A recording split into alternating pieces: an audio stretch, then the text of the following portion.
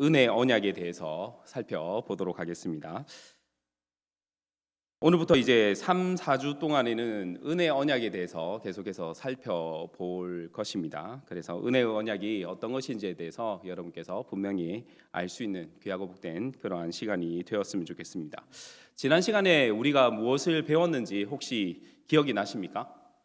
네. 기억이 나시죠? 네, 기억이 납니다. 무엇에 대해서 배웠냐면 죄와 그리고 죄의 비참한 상태, 그 상태에 대해서 배웠습니다. 우리는 그런 상태였다라는 것이죠. 그 상태에서 우리가 하나님께서 우리에게 무엇을 베푸시는지 오늘 그것을 살펴보도록 하겠습니다. 먼저 제 30문 문답을 함께 보도록 하겠습니다. 제 30문 문답입니다. 제가 문하면 여러분께서 답을 해주시면 되겠습니다. 하나님은 모든 인류가 죄와 비참의 상태에서 전멸하도록 내버려 두셨는가? 하나님은 모든 인류가 일반적으로 행위 언약이라고 불리는 첫 언약의 불이행에 의하여 떨어진 죄와 비참의 상태에서 멸망하도록 버려두지 아니하시고 그의 순전한 사랑과 긍휼하심으로 그 중에서 그가 선택한 자들을 구출하여 일반적으로 은혜 언약이라고 불리는 두 번째 언약에 의해 그들을 구원의 상태로 이끌었다. 네. 하나님께서는 우리를 그냥 내버려 두셨습니까? 내버려 두지 않으셨습니까? 예, 내버려 두지 않으셨습니다. 우리를 구원하시기 위해서 주께서 계획하신 그 계획들을 이루어 가신 것이죠. 1번을 보시면 하나님께서 인류와 맺으신 첫 언약의 두 이름은 무엇인가 라고 묻고 있습니다. 두 이름이 나와 있는데 무엇과 무엇이 있습니까? 생명 언약과 행위 언약이라고 합니다. 두 개의 언약이 아니라 이거는 한 언약을 생명 언약이라고 부를 수도 있고 그리고 행위 언약이라고도 부를 수 있다라는 의미입니다. 하나님께서 인류와 맺으신 첫 언약의 내용은 다음과 같습니다. 창세기 2장 16절 17절 말씀을 함께 읽도록 하겠습니다. 창세기 2장 16절 17절입니다. 여호와 하나님이 그 사람에게 명하여 이르시되 동산 각종 나무의 열매는 내가 임의로 먹되 선악을 알게 하는 나무의 열매는 먹지 말라. 내가 먹는 날에는 반드시 죽으리라 하시니라. 아멘. 하나님께서 선악을 알게 하는 나무의 열매를 먹지 말라라고 명령하셨습니다. 이 명령을 어기게 되면 어떻게 됩니까? 반드시 죽는다라고 얘기를 하셨죠. 그렇다면 왜 선악을 알게 하는 나무의 열매를 먹지 말라라는 이 명령이 생명의 언약이고 왜 행위 언약이 되는 것일까요?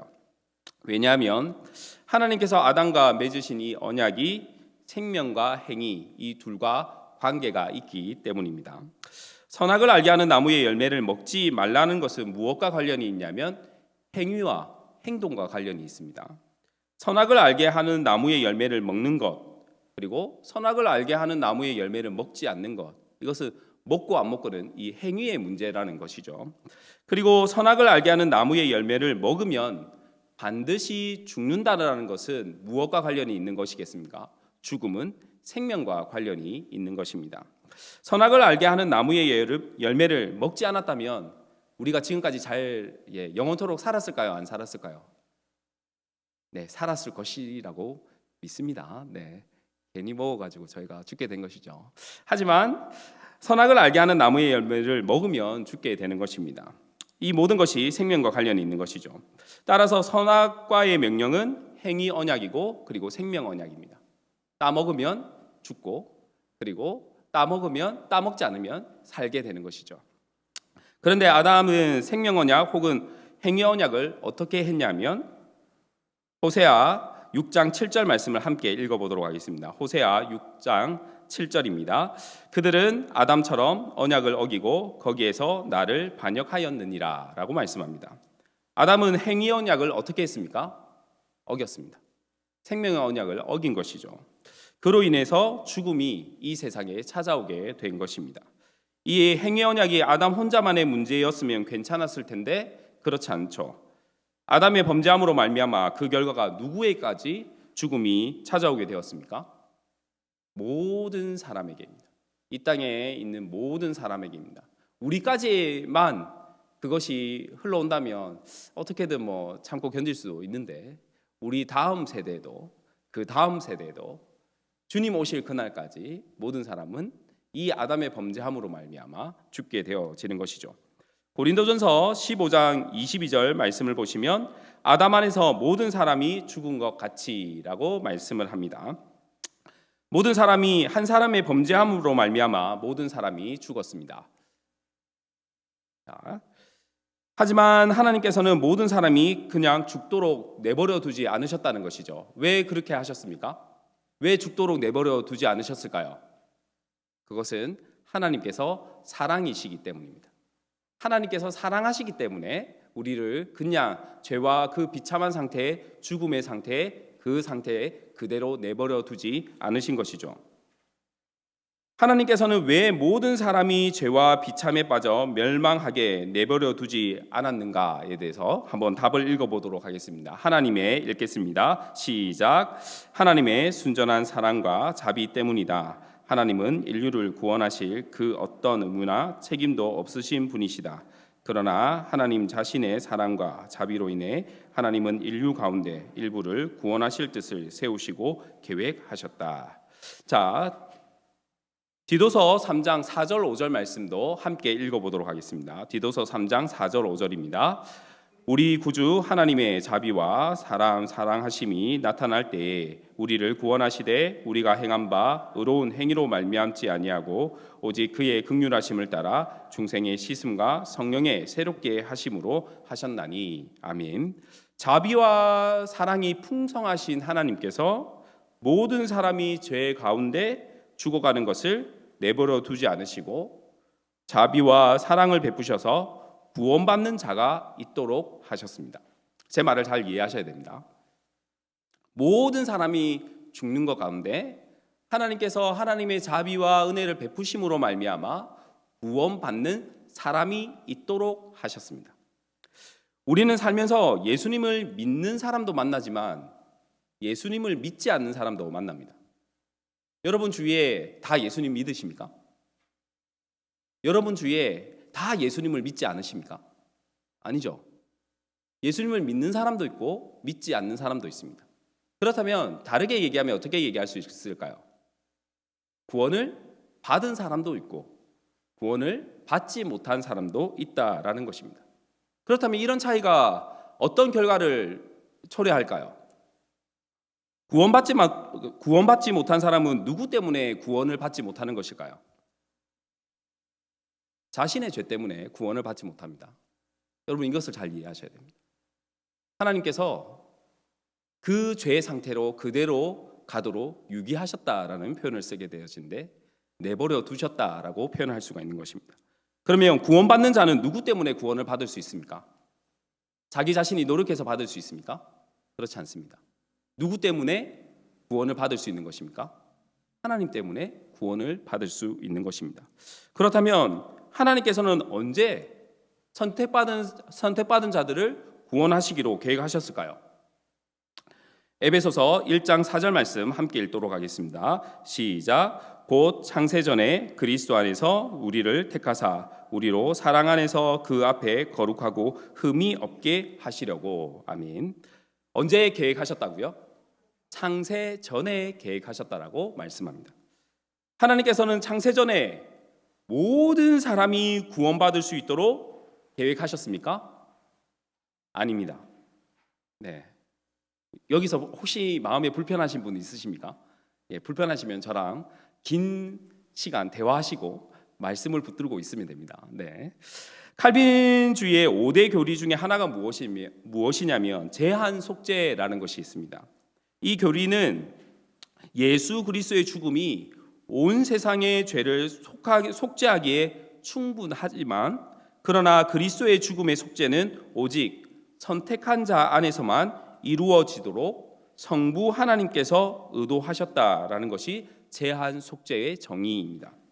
제한 속죄에 대한 말을 들으면 나타나는 반응은 무엇이냐면 선택받은 사람만 구원을 받는다는 것은 하나님의 불의하심과 하나님께서 불공평하신 것 아닌가라고 이렇게 의문을 제기할 수가 있습니다. 여러분 그런 의문이 드십니까? 그러한 생각이 드십니까? 그렇게 하시면 모든 사람을 구원하실 수 있는데 특정한 어떤 사람들만, 여러분만 구원하시고 다른 사람들은 그냥 내버려 두셨다라면, 그렇다면 하나님은 불의하신 분 아니시고 불공평하신 분 아닌가, 이렇게 질문할 수 있는 것이죠. 결론부터 말하면 무엇이겠습니까? 절대 그럴 수 없습니다. 우리 하나님은 절대 불의할 수 없으시고 불공평하실 수가 없으신 분이십니다. 쉽게 말하면 물에 빠져 죽어가는 사람을 구해줬더니 무엇을 내놓으라는 격입니까? 네, 보따리 내놓으라는 것입니다. 아담의 범죄함으로 모든 사람이 죄 가운데서 그로 인해서 하나님의 심판, 하나님의 죽음밖에 없었습니다. 그럼에도 불구하고 하나님께서는 심판이 아닌 구원을 베푸시는데, 그 구원을 일부 사람들에게만 있다 할지라도 구원은 하나님의 자비와 사랑을 근거해서 나오는 것이지 불의와 불공평을 얘기하는 것은 절대 아니다라는 것입니다. 다시 말하면 이런 것입니다. 하나님께서 심판을 행하시는 것도 하나님의 정의이고, 하나님께서 구원하시는 것도 하나님의 정의입니다. 하나님은 정의로운 분이시기 때문입니다. 자신의 순수한 사랑과 자비로서 자신이 택한 자들을 죄와 비참한 상태에서 이끌어내신 자들과 맺으시는 생명 언약, 행위 언약이 아닌 두 번째 언약을 무엇이라고 하냐면 은혜 언약이라고 이야기하는 것입니다. 그렇다면 이 은혜 언약은 누구와 맺는 것일까요? 제31문을 읽어보도록 하겠습니다. 제31문입니다. 은혜 언약은 누구와 맺어졌는가? 은혜 언약은 두 번째 아담인 그리스도와 맺어졌으며 또한 그 안에서 그의 시인 모든 선택된 자들과도 맺어졌다. 앞에서 우리는 행위 언약을 언급했습니다. 행위 언약이라는 것은 무엇이냐면 내가 행동해서 그 결과를 받는 것입니다. 따먹지 않았다면 아담은 지금도 살아 있었을 것입니다. 하지만 따먹음으로 말미암아 죽게 되어진 것이죠. 언약은 두 사람 사이에서 이루어지는 행위입니다. 그냥 혼자서 하는 것이 아니에요. 두 사람이 있어야 됩니다. 행위 언약의 주체는 하나님과 아담이었습니다. 아담은 단순히 단순한 한 사람이 아니라 모든 인류를 대표하는 그러한 존재입니다. 그래서 아담의 범죄함으로 말미암아 아담의 후손 모두는 사망에 이르게 되는 것입니다. 저는 이것을 얘기할 때 이런 얘기를 좀 자주 합니다. 위안부에서 일본인들에 대해서 좀 얘기하는 경우가 있는데, 무엇을 가지고 얘기했냐면 위안부 사건은 지금 일본 사람들이 아니라 그 전에 사람들이 저지른 죄들입니다. 그런데 일본이 우리에게 사과해야 되는 걸까요? 안 해야 되는 걸까요? 왜요? 네, 그 대답이 우리가 오늘날 아담의 후손이라는 것에 동일한 대답이 되어질 것입니다. 왜 우리가 죽게 되었을까요? 아담이 범죄했는데. 네, 그것과 동일하게 얘기할 수 있다 생각합니다. 그렇다면 어떻게 사망의 권세에서 구원을 받을 수 있는 것일까요? 고린도전서 15장 45절 말씀을 함께 읽도록 하겠습니다. 고린도전서 15장 45절입니다. 기록된 바 첫사람 아담은 생명이 되었다 함과 같이 마지막 아담은 살려주는 영이 되었나니. 아멘. 구원은 마지막 아담, 즉 둘째 아담이신 예수 그리스도를 통해서만 구원을 받을 수가 있습니다. 왜 예수님께서는 둘째 아담이라는, 마지막 아담이라는 이 표현을 쓰게 되어지는 것일까요? 예수님께 첫 번째 아담이 행위 언약 아래에서 모든 사람의 대표가 되었던 것처럼 예수 그리스도께서는 하나님 아버지께서 선택하신 모든 사람의 무엇이 되기 때문입니까? 대표가 되기 때문입니다. 그래서 둘째 아담이라고 표현을 하는 것입니다. 오해하지 말아야 될 것은 무엇이냐면 예수님께서는 모든 인류의 대표는 아니십니다. 이 말을 잘 이해하셔야 됩니다. 왜냐하면 예수님께서 모든 인류를 대표하시는 분이라고 한다면 모든 사람들이 어떻게 돼야 됩니까? 구원받아야 하는 것이죠. 그런데 우리도 잘 알듯이 누구는 구원받고 누구는 구원받지 못합니다. 그렇기 때문에 예수 그리스도는 누구의 대표성을 띠는 것입니까? 선택받은 자들의 대표성을 띈다라는 것입니다. 예수님께서는 기도하는 모습을 통해서도, 예수님의 기도하시는 모습을 통해서도 알 수가 있습니다. 요한복음 17장 9절 말씀도 함께 읽겠습니다. 시작. 내가 그들을 위하여 비옵나니 내가 비옵는 것은 세상을 위함이 아니요 내게 주신 자들을 위함이니이다. 그들은 아버지의 것이로소이다. 아멘. 예수님께서는 세상 모든 사람들을 위해서 기도하는 것이 아니라 하나님 아버지께서 자신에게 주신 자들을 위해서 기도하십니다. 단편적인 예로 들 수 있는 것이죠.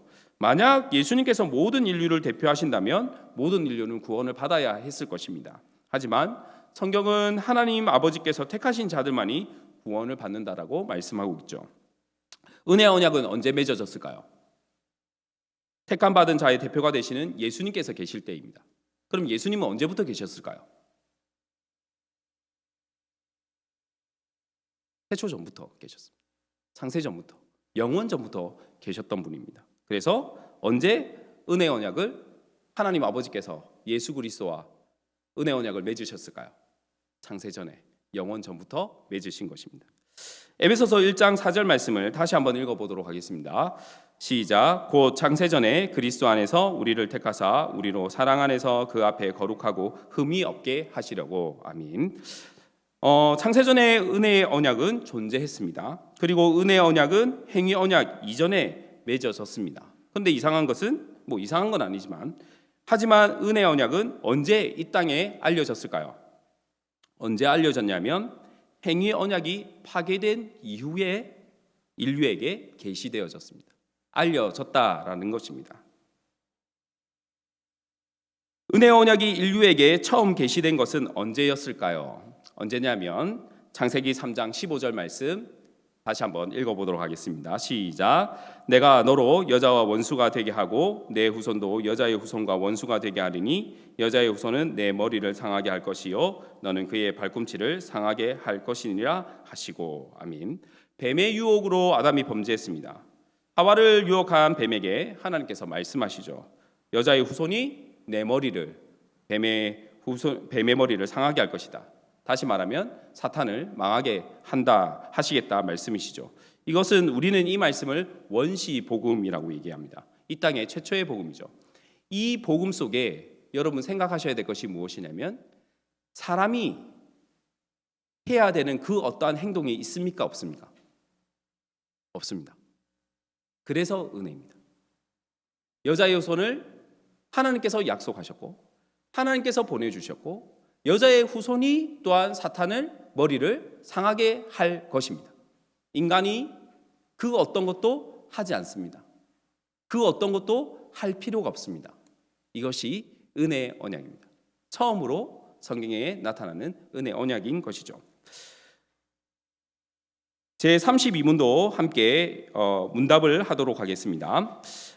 하나님의 은혜가 두 번째 언약에 어떻게 나타났는가? 하나님의 은혜가 두 번째 언약에 명백히 나타났는데 그것은 그가 값없이 죄인들에게 중보자를 제공하고 그에 의한 구원과 생명을 베푸신 것과 그들로 하여금 그에 대한 관심을 가지는 조건으로 신앙을 요구하면서 그의 모든 선택된 자들에게 성령을 약속하여 주셔서 그 안에 그 신앙과 다른 모든 구원의 은총들을 작동시키며 그들의 신앙과 하나님에 대한 감사의 진실성의 증거로서 그리고 그가 그들을 구원으로 작정하신 방식으로서 그들로 하여금 모든 거룩한 순종을 가능하게 만들어 주신 것이다. 은혜 언약의 내용을 지금 얘기해 주고 있는 것입니다. 하나님께서 아무런 조건 없이 우리에게 그 언약을 주셨고 그 언약을 이루어 주시는 것이죠. 그 언약의 내용을 살펴보면 1번을 보시면 우리가 하나님의 은혜라고 말할 때 그 은혜가 의미하는 바가 무엇인가라고 질문합니다. 하나님의 은혜는 죄로 인한 그의 진노와 저주를 받기에 합당한 자들에게 베푸시는 하나님의 사랑과 은총이라고 말합니다. 은혜는 무엇입니까? 값없이 주어지는 하나님의 선물입니다. 죄로 인해 죽을 수밖에 없는 죄인들 가운데 우리에게 아무런 조건 없이 오직 하나님의 사랑과 자비를 베풀어 주셨습니다. 이것이 하나님의 은혜인 것이죠. 죄와 비참의 상태에서 하나님은 우리를 그대로 내버려 두지 않으시고 우리들에게 무엇을 베풀어 주시냐면 은혜를 베풀어 주십니다. 그 은혜를 받기 위해서 우리가 할 수 있는 것은 아무것도 없습니다. 아무것도 할 수 없습니다. 그리고 하나님 편에서는 하나님만이 이 은혜를 베푸실 수 있는 유일한 분이십니다. 누구도 할 수 있는데 하나님께서 그냥 던져주신 것이 아니라 오직 하나님만이 하실 수 있는 것입니다. 이것이 하나님의 은혜인 것이죠. 로마서 5장 8절 말씀 함께 읽겠습니다. 로마서 5장 8절입니다. 우리가 아직 죄인 되었을 때에 그리스도께서 우리를 위하여 죽으심으로 하나님께서 우리에 대한 자기의 사랑을 확증하셨느니라. 아멘. 하나님께서는 아무런 조건 없이 무조건적인 은혜의 선물로 중보자를 제공해 주십니다. 중보자란 무엇이냐면 서로 적대적인 관계에 있는 양자를 화해시키는 그러한 존재입니다. 하나님과 적대적인 관계, 우리와 적대적인 죄와 비참 상태에 있는 우리에게 적대적인 관계는 누구이겠습니까? 나의 옆에 있는 이웃이겠습니까? 너도 죄인이고 나도 죄인인데요. 그렇지 않습니다. 죄와 비참 상태에 있는 우리에게 적대적인 존재는 누구냐면 하나님이십니다. 그리고 하나님께서도 우리는 적대적인 존재입니다. 왜 그렇습니까? 하나님은 죄를 알지 못하시는 분이시거든요.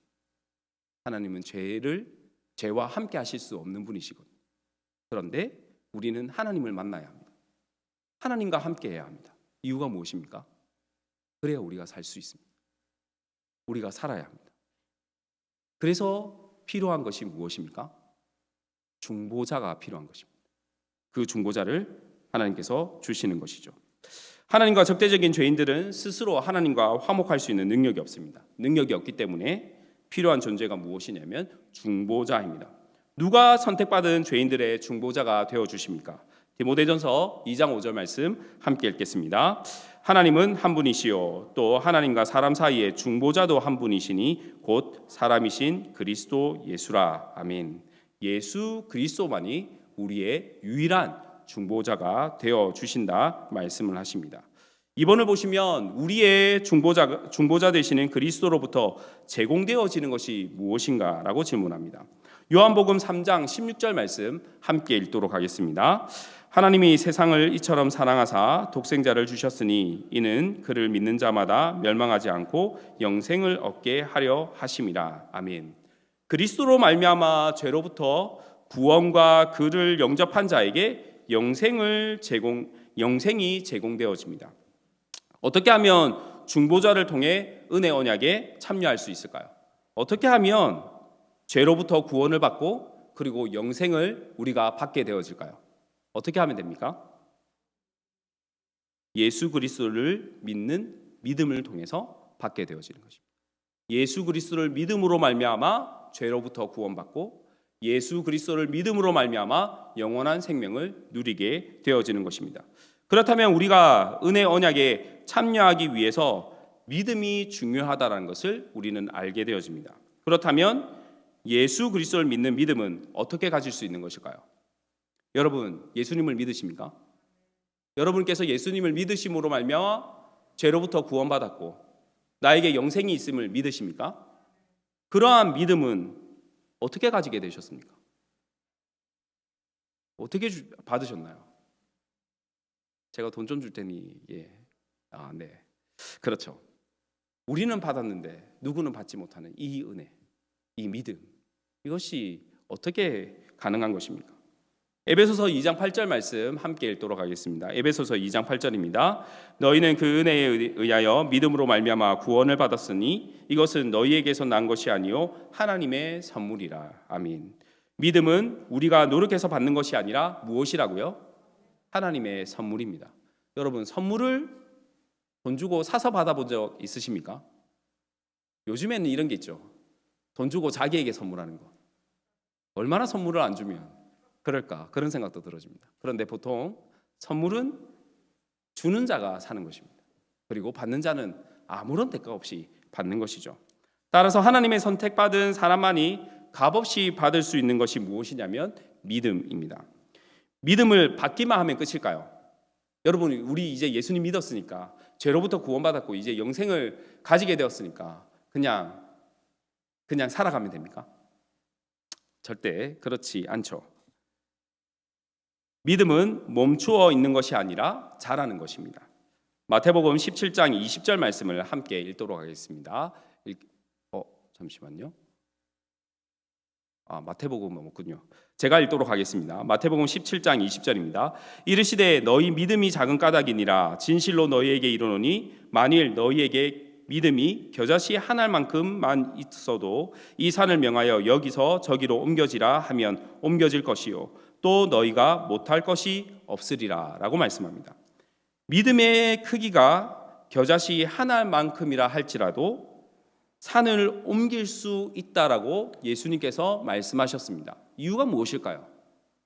믿음은 정말 작은데 그 믿음을 통해서 큰 산을 옮길 만한 그러한 능력을 발휘할 수 있다라고 주님께서 말씀하십니다. 그 이유가 무엇입니까? 겨자씨 한 알만큼 작다 할지라도 그 겨자씨 한 알에 무엇이 있기 때문입니까? 생명이 있기 때문에. 생명이 있기 때문에 산을 옮길 수 있는 것이죠. 믿음은 생명입니다. 그렇기 때문에 자라야 하는 것이죠. 믿음이 택하신 자들 안에서 움직이려면 그냥 자랄 수가 없습니다. 믿음이란 것이 그냥 자라지 않아요. 그렇지 않습니까? 우리가 태어났음에도 불구하고 특히 사람이라는 것이 혼자서 자라날 수 없습니다. 누군가의 도움이 필요하죠. 믿음 또한 마찬가지입니다. 누군가의 도움이 있어야 합니다. 누구의 도움이냐면 성령 하나님의 도우심입니다. 요한복음 14장 26절 말씀 함께 읽겠습니다. 보혜사 곧 아버지께서 내 이름으로 보내실 성령 그가 너희에게 모든 것을 가르치고 내가 너희에게 말한 모든 것을 생각나게 하리라. 아멘. 보혜사는 돕는 자를 의미합니다. 믿음은 들음에서 납니다. 들음은 그리스도의 말씀으로 시작합니다. 성령께서 하나님의 말씀을 가르치시고 생각나게 하신다라고 말씀을 하고 있습니다. 성령의 도우심으로 자라난 믿음은 몇 가지의 열매를 맺게 되어집니다. 믿음은 성령의 도우심으로 말미암아 자라게 되어집니다. 그리고 자라고 나면 그 자라는 것으로 끝나는 것이 아니라 열매를 맺게 되어지는 것이죠. 그 몇 가지의 열매가 있는데 첫 번째 열매는 무엇이냐면 성령의 도움으로 자라난 믿음의 열매는 무엇이냐면 성령의 9가지 열매입니다. 갈라디아서 5장 22절 23절 말씀 함께 읽겠습니다. 시작. 오직 성령의 열매는 사랑과 희락과 화평과 오래 참음과 자비와 양성과 충성과 온유와 절제니 이 같은 것을 금지할 법이 없느니라. 아멘. 여러분, 내가 믿음 생활 잘하고 있는지를 분명하게 확인해 볼 수 있는 가장 기본적인 방법은 무엇이냐면 그 열매를 보는 것입니다. 여러분의 열매를 보면 되는 것입니다. 여러분의 삶의 열매를 보시게 되어지면 내가 만약에 이러한 열매들로 충만하다면 나는 지금 믿음 생활 잘 하고 있는 것입니다. 하지만 이러한 열매들에 부족하다는 것이 보인다고 한다면 그렇다면 지금 나의 믿음 생활을 다시 한번 점검해 보아야 합니다. 코로나19 상황입니다. 여러분은 감사하고 계십니까? 불평하고 계십니까? 그거부터 시작입니다. 우리는 다시 한번 말씀드리지만 우리는 이 땅에 소망을 두고 살지 않습니다. 하늘에 소망을 두고 살아갑니다. 어떻게 살아가야 할까요? 믿음으로 살아가야 되겠죠. 그러한 성령의 열매가 있습니다. 또 열매가 있습니다. 무슨 열매가 있냐면 감사의 열매가 있죠. 데살로니가전서 5장 18절 말씀입니다. 함께 읽겠습니다. 시작. 범사에 감사하라. 이것이 그리스도 예수 안에서 너희를 향하신 하나님의 뜻이니라. 아멘. 여러분, 생활하시다 보면 어느 장소에서나 우리가 감사하지 못합니다. 어떤 장소에 가면 불편한 게 있어요. 불평이 생기기도 합니다. 그리고 어떤 장소에 가면 그냥 가만히 있어도 감사가 나오고 기쁨이 넘칠 때가 있습니다. 그럴 때 있지 않습니까? 네, 있어야 됩니다. 있어야 얘기가 진행되니까요. 네, 우리가 장소에 따라 어떤 상황에 따라 달라집니다. 하지만 말씀은 우리에게 무엇이라고 얘기해 주고 있습니까? 범사에 감사라. 범사에 감사해야 합니다. 그것이 믿음의 열매입니다. 성령 하나님께서 우리를 자라나게 하실 때 이런 사람으로 살아가게 하십니다. 범사에 감사하는 것 쉬울까요? 어려울까요? 네. 왜 어렵습니까? 내가 하려고 하니까 어렵습니다. 정말 그렇습니다. 내가 하려고 하니까 어렵습니다. 누가 도와주셔야 할까요? 성령의 도우심이 있어야 합니다. 우리가 부족할 때마다 누구의 도움을 구해야 되겠습니까? 성령의 도우심을 구해야 하는 것이죠. 야고보서 2장 3절 말씀도 함께 읽겠습니다. 시작. 영혼 없는 몸이 죽은 것 같이 행함이 없는 믿음은 죽은 것이니라. 아멘. 어떤 열매를 맺게 되어지냐면 순종의 열매를 맺게 되어집니다. 무엇을 행하는 것이 살아있는 믿음의 증거냐 하면 하나님의 말씀에 순종하는 것, 이것이 살아있는 믿음의 증거이고 열매입니다. 이 모든 것이 은혜 언약의 내용인 것이죠. 주 안에서 말씀을 듣는 성도 여러분, 우리는 하나님께서 무엇을 요구할 그 어떤 자격도, 하나님께 무엇을 그 어떤 것도 요구할 자격이 없는, 능력 없는 그러한 죄인입니다.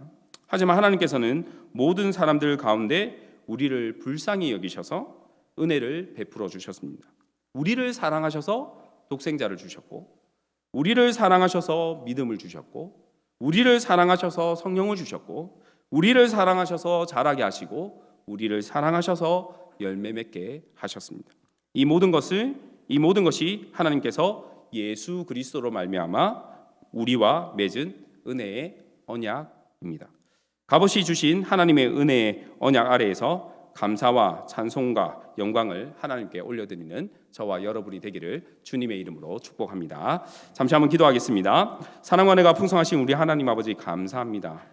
아버지 하나님, 참으로 보잘것없는, 아니 자격 없는 죄인인데 하나님께서 은혜 주셔서 거듭나게 하시고, 그리고 믿음으로 자라가게 하시고, 그 열매를 맺게 하시며 그 열매로 기뻐하며 감사하며 찬양하게 하심을 감사드립니다. 우리의 삶이 항상 하나님께 영광되며 감사하는 그러한 삶이 될 수 있도록 주의 성령께서 인도하여 주시옵소서. 감사합니다. 예수 그리스도의 이름으로 기도하옵나이다.